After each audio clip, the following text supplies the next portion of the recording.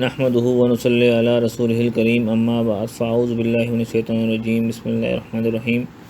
معزز سامعین کرام، السلام علیکم ورحمۃ اللہ وبرکاتہ۔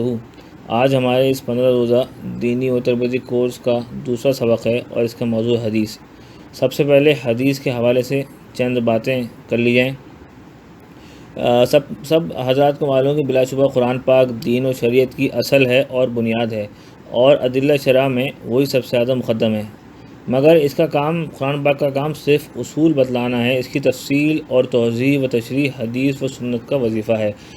ہر باخبر جانتا ہے کہ قرآن کریم امت رسول کریم صلی اللہ علیہ وسلم کو بلا واسطہ رسول نہیں دیا گیا کہ تم لوگ خود قرآن کریم کو پڑھو یا کسی اور اپنے جیسے بندے سے پڑھ کر اس پر عمل کر لو، بلکہ اللہ تعالیٰ نے اس کے لیے قرآن پاک کے نزول سے پہلے ایک برگزیدہ رسول کو دنیا میں بھیج کر ان پر قرآن نازل کیا، اور یہ صرف اس لیے کیا گیا ہے تاکہ لوگ اپنے اپنے طور پر نہیں بلکہ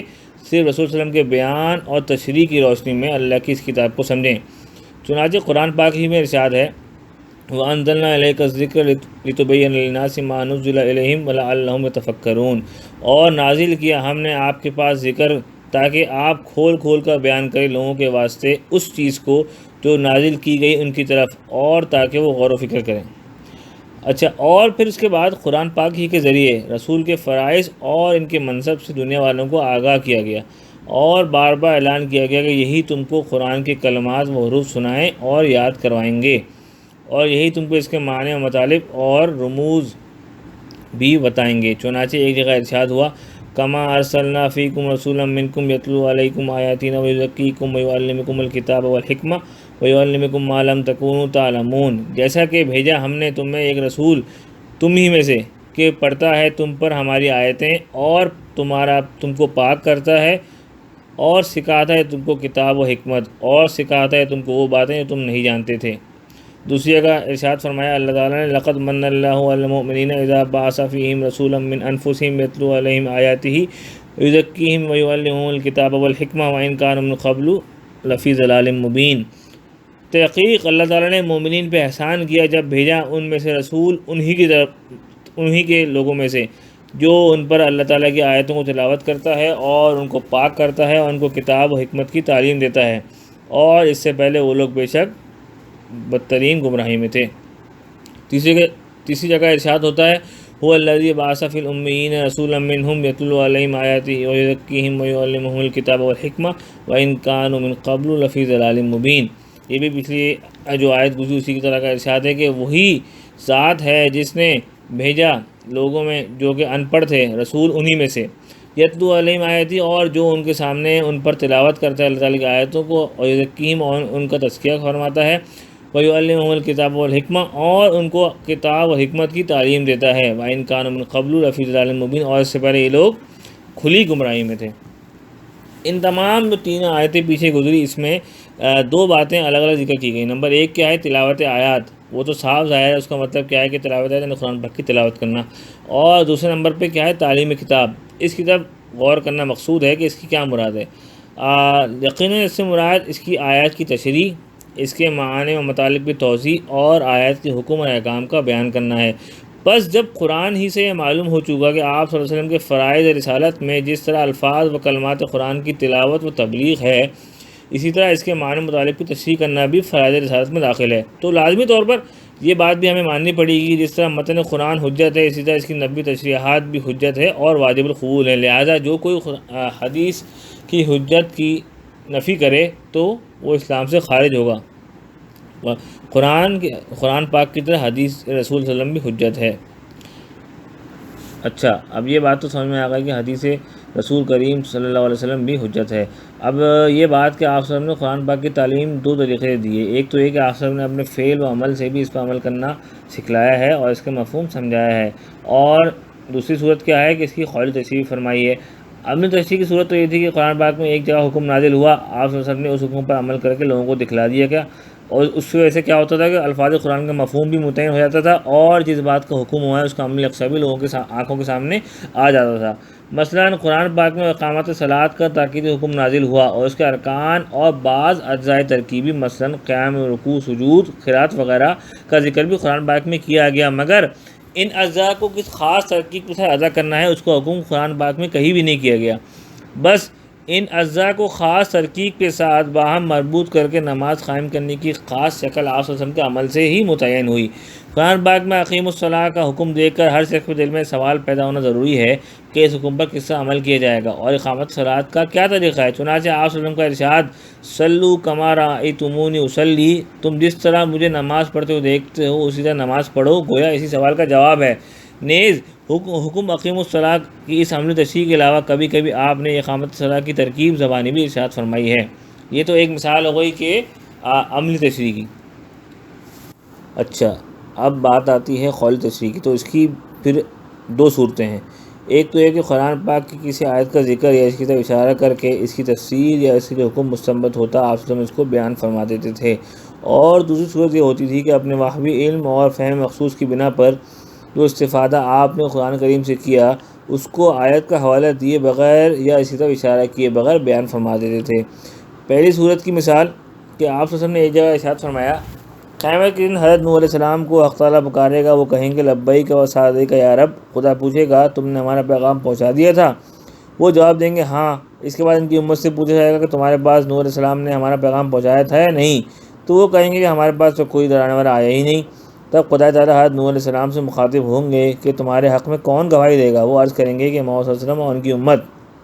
اس کے بعد امت محمدیہ گواہی دی گی کہ حضرت نوح علیہ السلام نے پیغام پہنچا دیا تھا، اور امتی گواہی کی تصدیق رسول کریم صلی اللہ علیہ وسلم یعنی کہ رسول کریم صلی اللہ علیہ وسلم کریں گے۔ آپ صلی اللہ علیہ وسلم نے ارشاد فرمایا کہ فرمایا کہ اختارہ کے ارشاد وَجَعَلْنَاكُمْ أُمَّةً وَسَطًا لِتَكُونُوا شُهَدَاءَ عَلَى النَّاسِ وَيَكُونَ الرَّسُولُ عَلَيْكُمْ وَيَكُونَ الرَّسُولُ عَلَيْكُمْ شَهِيدًا میں یہی بیان ہے۔ اچھا جی، یہ تو ہو گئی پہلی صورت کی مثال۔ اب قرآن پاک کی قولی تشریح کی دوسری صورت جس میں احادیث نبویہ کا اکثر حصہ یا ان کی بہت بڑی تعداد داخل ہے۔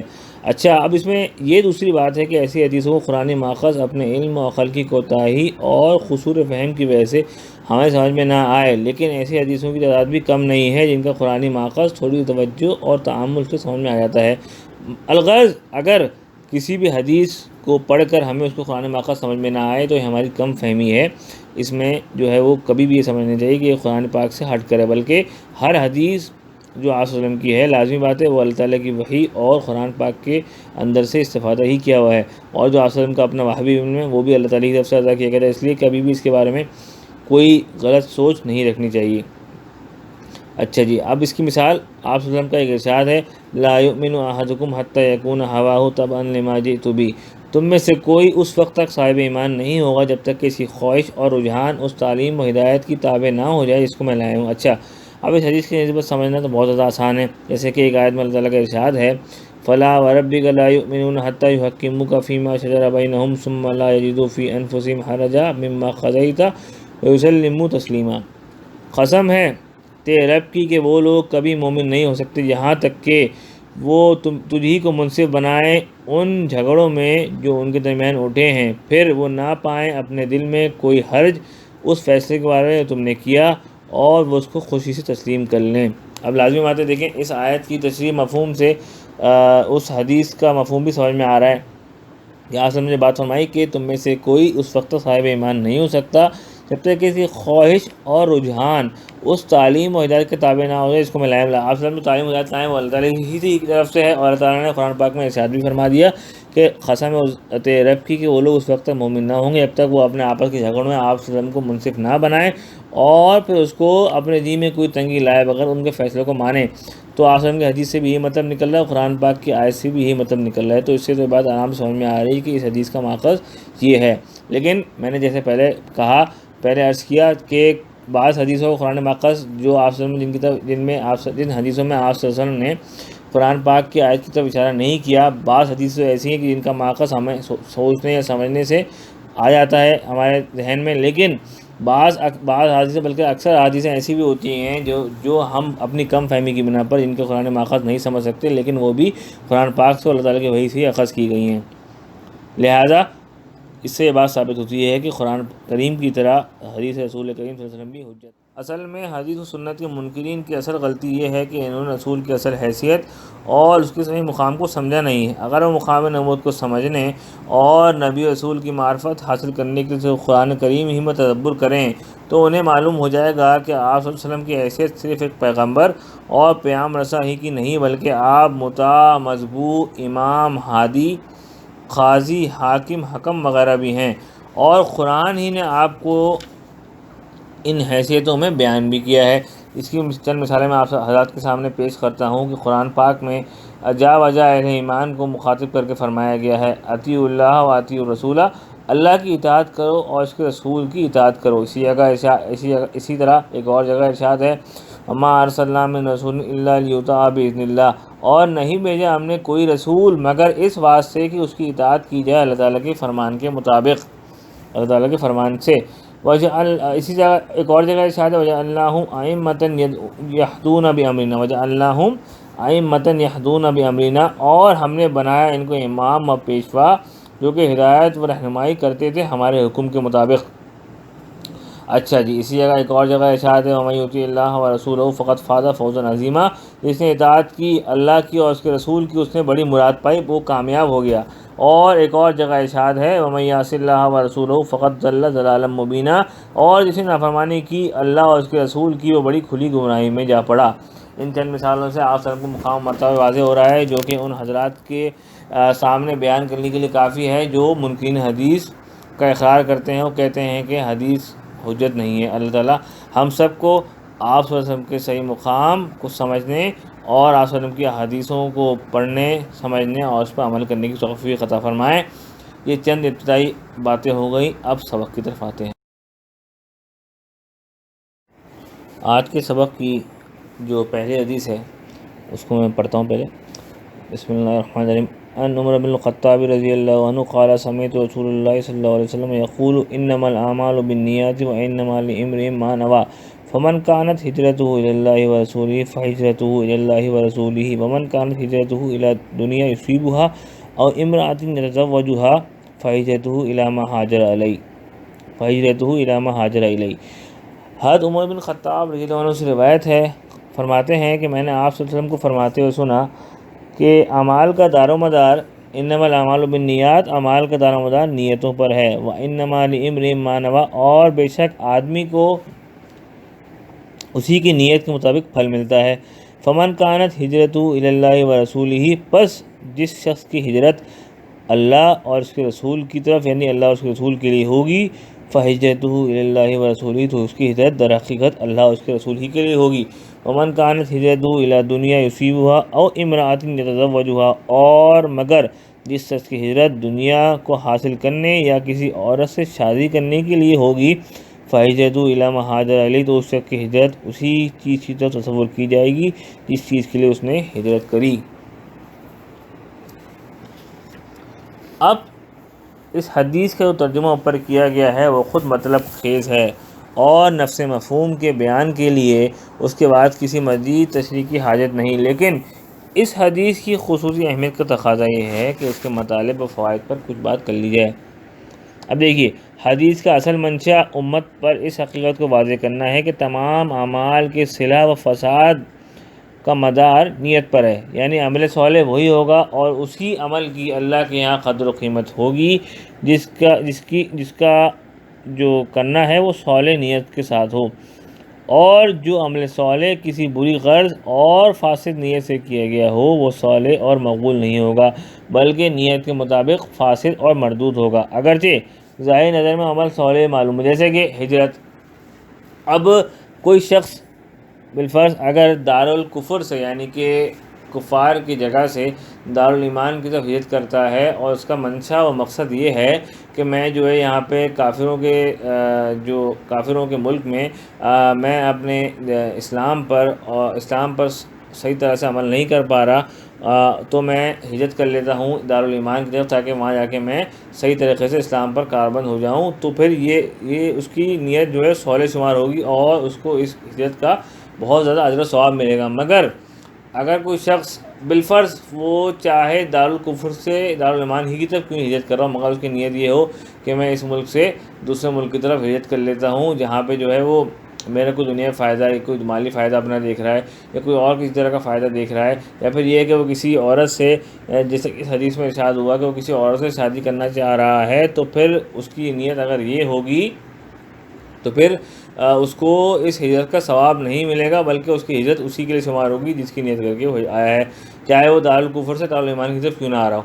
تو مقصد یہ کہ جب ہم کوئی عمل کرتے ہیں تو اس میں سب سے پہلے جس بات کا اعتبار کیا جاتا ہے وہ نیت ہے۔ اگر نیت ہماری خالص نہیں ہوگی، ہماری نیت جو ہے وہ خالص اللہ تعالیٰ کے لیے نہیں ہوگی، خالص ثواب کی نیت نہیں ہوگی، تو پھر اس پر ہمیں کوئی بھی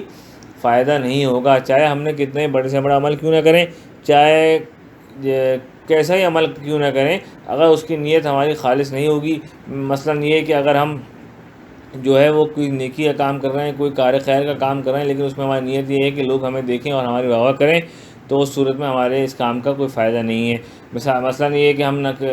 اس کی چھوٹی سی مثال میں دیتا ہوں کہ بعض اوقات ایسا ہوتا ہے کہ آدمی کوئی مسجد میں یا کسی جگہ پر نماز پڑھ رہا ہوتا ہے، اور عام طور پہ اس آدمی کی عادت ہوتی ہے کہ وہ بہت زیادہ لمبی نماز، طویل نماز نہیں پڑھتا، مگر اس نے کوئی دیکھ لیا، کوئی بڑا آدمی آ گیا، کوئی ایسا شخص آ گیا جو اس کو نماز پڑھتے ہوئے دیکھ رہا ہے، اور اس نے کیا کیا کہ نماز پڑھتے ہوئے اس نے سوچا کہ میں طویل قرات و طویل رکوع سجود والی نمازیں پڑھتا ہوں، تاکہ اس یہ شخص جو مجھے دیکھ رہا ہے اس کی نظر پڑے مجھ پہ، اور وہ مجھے ایسی لمبی نمازیں پڑھتے دیکھے تو اس کے دل میں میرے لیے عظمت و عزت پیدا ہو۔ تو اگر کوئی شخص ایسا سوچ کے ایسی نماز پڑھ لیتا ہے تو پھر وہ نماز اس کی قابل قبول نہیں ہوگی، اللہ تعالیٰ اس کو ثواب نہیں بلکہ گناہ دیں گے، کیونکہ وہ ریاکاری کر رہا ہے، وہ ایک طرح سے اس کی نیت جو ہے وہ اللہ تعالیٰ کی نہیں ہے بلکہ اس آدمی کو دکھانے کی نماز پڑھ رہا ہے۔ اسی طرح کوئی اور بھی عمل ہے، کوئی بھی ایسا عمل، مثلا کہ ہم کسی غریب کی مدد کر رہے ہیں، مثال کے طور پر جیسے آج کل آپ سب کو پتہ ہے کہ پوری دنیا میں لاک ڈاؤن کا زمانہ ہے، لوگوں کے جو ہے وہ گھروں کے چولہے نہیں جل رہے، لوگ بہت پریشان ہیں، تو اس سلسلے میں بہت سارے مقیم حضرات نے راشن کی اور رقم کی تقسیم کا سلسلہ شروع کیا ہوا ہے، بہت نیکی کا کام ہے، لیکن اس کام کے سلسلے میں بہت سارے، جیسے کراچی میں، پاکستان میں بھی لوگوں نے یہ بات دیکھی ہوگی کہ لوگ جو اکثر جو کسی کو راشن کا تھیلا دیتے ہیں یا کوئی پیسے وغیرہ دیتے ہیں، ساتھ میں تصویر ضرور بنواتے ہیں۔ تو اب اگر بعض اوقات ایسا ہوتا ہے کہ لوگوں کو دکھانا ضروری ہوتا ہے کسی کو، لیکن وہ ایک آدھ تصویر سے، کسی ایک آدمی تصویر کھینچ لی آپ نے، کوئی اور طریقے سے آپ لوگوں کو دکھا سکتے ہیں، اس کے لیے ضروری نہیں ہے کہ آپ جو تصویر بنوائیں۔ اب اگر جو ہے وہ کوئی آدمی کسی کو راشن تقسیم کر رہا ہے یا پھر پیسے بانٹ رہا ہے، اور اس پیسے بانٹتے ہوئے وہ اس آدمی کی تصویر کھنچوا رہا ہے، اور اس کے دل میں یہ ذہن میں یہ بات ہے کہ میں جو ہے لوگوں کے سامنے اس طرح دکھاؤں گا، لوگوں کے سامنے یہ چیزیں پیش کروں گا، اور جو ہے وہ اس سے لوگوں کے سامنے میری واہ واہ ہوگی اور لوگوں کے سامنے میرا مرتبہ بلند ہوگا، تو پھر اس کو اس کار خیر کا، اس کام کا کوئی ثواب نہیں ملے گا، کیونکہ اس کی نیت جو ہے اللہ تعالیٰ کے لیے نہیں ہے، اس کی نیت خالص اللہ کے لیے نہیں ہے، بلکہ اس کی نیت یہ ہے کہ میں اگر یہ کام کروں گا تو اس سے لوگ میری واہ واہ کریں گے۔ تو یہ بہت بڑی ہم لوگوں کی فکر کی بات ہے، یہ حدیث جو ہے بہت بڑے موضوع کو گھیرے ہوئے اخلاص کے جو ہے کہ اخلاص کا موضوع ہے، کہ ہماری جب بھی ہم کوئی نیکی کا کام کریں، جب بھی کوئی ہم اچھا کام کریں، تو ہماری نیت کیا ہونی چاہیے؟ وہ خالص اللہ تعالیٰ کے لیے ہونی چاہیے، کسی اور کے لیے نہیں ہونی چاہیے، کیونکہ دیکھیں اس حدیث میں جو ذکر ہے وہ ہجرت کا ذکر ہے، تو ہجرت جو ہے وہ کتنا بڑا عمل ہے، بہت بڑا عمل ہے ہجرت۔ اب اس ہجرت کے کرنے میں بھی اگر انسان کی نیت خالص نہیں ہے، جیسے حدیث میں ارشاد ہے کہ اگر اللہ تعالیٰ اور اس کے رسول کی ہجرت کی تو تب تو اس کا ثواب ملے گا، لیکن اگر اتنے بڑے عمل کو کرتے ہوئے بھی ہماری نیت جو ہے کسی بندے کی خالص نہیں ہوئی، اور اس نے اس نیت سے ہجرت کی کہ جو ہے کوئی مجھے دنیا کا فائدہ حاصل ہو جائے، یا پھر میں کسی اور سے شادی کر لوں، یا کوئی اور غرض ہو اس کی، تو پھر اس کو ہجرت کرنے کا کوئی فائدہ نہیں ہے، کوئی ثواب نہیں ہے۔ تو اخلاص بہت بڑا عمل ہے۔ اچھا، ایک حدیث میں وارد ہوا ہے جو کہ میں آپ کے سامنے بیان کرتا ہوں کہ قیامت کے دن سب سے پہلے 3 شخصوں کے متعلق عدالت الہیہ سے جہنم کا فیصلہ سنایا جائے گا۔ سب سے پہلے ایک ایسے شخص کی پیشی ہوگی جو کہ جہاد میں شہید ہوا ہوگا، جب وہ اللہ تعالیٰ کے سامنے حاضر ہوگا تو اللہ تعالیٰ پہلے اس کو اپنی نعمتیں جتلائیں گے اور یاد دلائیں گے کہ وہ اللہ تعالیٰ نے اس پر کون کون سی نعمتیں دیں، اس کو کون سی اللہ تعالیٰ نے اس پر نوازشیں کی دنیا میں۔ جب اس کو یاد آ جائیں گی تو پھر سے فرمایا جائے گا، بتلا تو نے ان نعمتوں کا، ان آسائشوں کا کیا حق ادا کیا، اور کیا کیا عمل کیے کہ جو ان نعمتوں کا حق تھیں۔